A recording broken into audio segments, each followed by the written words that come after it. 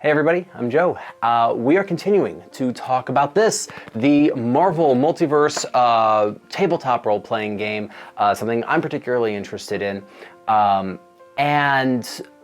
we're talking about today is Unclear rules. As of recording, there have been 3 errata to the playtest material. If a 4th one comes out, then I might have to do updates to what I say here. But these are things that are not clear in the material presented, inclusive of the 3 errata and the playtest. So I want to talk about things that are not clear and how we might try to address them at the table. So let's jump into it. All right, our first interaction with the rule set that is unclear has to do with how the lab access description of a character interacts with the scientific expertise trait. Let's take a look at what these say. Lab access is simply a description of a character, and it says that you have access to a lab. Obviously, they're thinking about Tony Stark with this particular description. But with the scientific expertise trait, it says that you have an edge on all logic checks to be able to do some kind of reasoning regarding scientific endeavors, and you get a +2 if you have lab access. Now, what this specifically is inferring is that you might have a lab where you get to create things. And when you have this lab access and you have the scientific expertise trait, you are better at creating things. But what kind of things can be created? What kind of power do they grant you? Are you going to be able to augment your suit if you have a battle suit as one of your power sets? It is unclear how this mechanic actually impacts the game.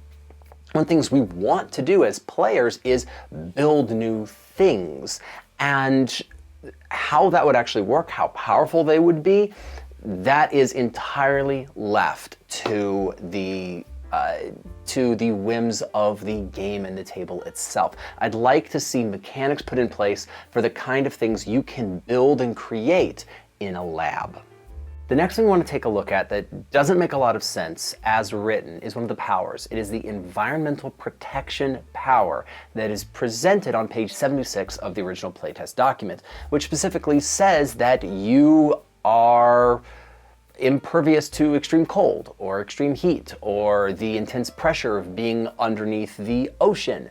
It gives a huge open-ended ability for the player to choose the type of environmental protection that they have. But how does this carry forward into other aspects of the game and other powers? Let me let you know what I'm on about here. So on page 90, there is a power just called Thunder, and it forces a resilience check against your targets, and if you succeed in a check against them, you can deafen them and even stun them. Since Thunder is part of the weather control power set, does this mean that environmental protection grants you complete immunity to this ability? We don't actually know if you're supposed to just have an edge on the check or if you are completely immune to this since it's part of weather control. Furthermore, the nature of environmental protection, it doesn't say exactly how it is supposed to interact with other parts of the weather control power set, which is actually our 3rd point.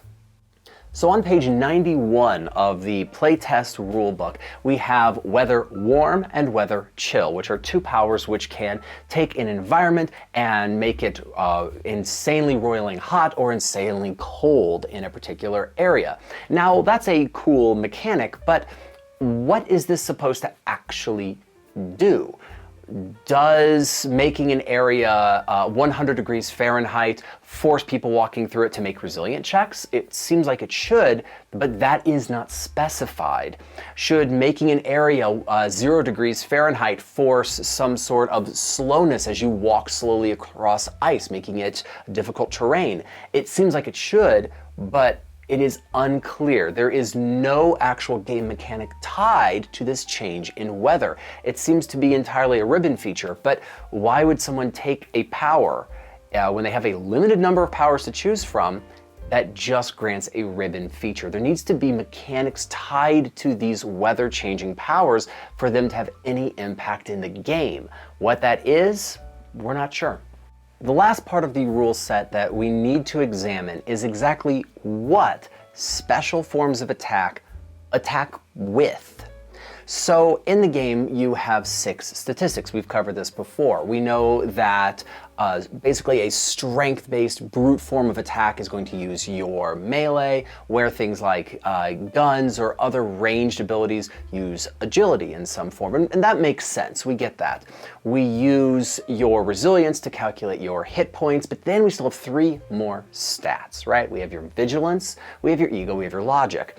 And we would assume that other types of abilities are going to be able to attack using these. For instance, some type of a mental attack would be a special power we would expect to have. But outside of attacking with might and agility, it's not clear what kinds of powers use these other stats to attack with. Let me give you an example. So on page 75 of the rulebook, there are 2 powers worth examining, Energy Beam and Energy Blast. One is a more upgraded version of the other. And these are going to do damage, sending an energy beam towards your enemy.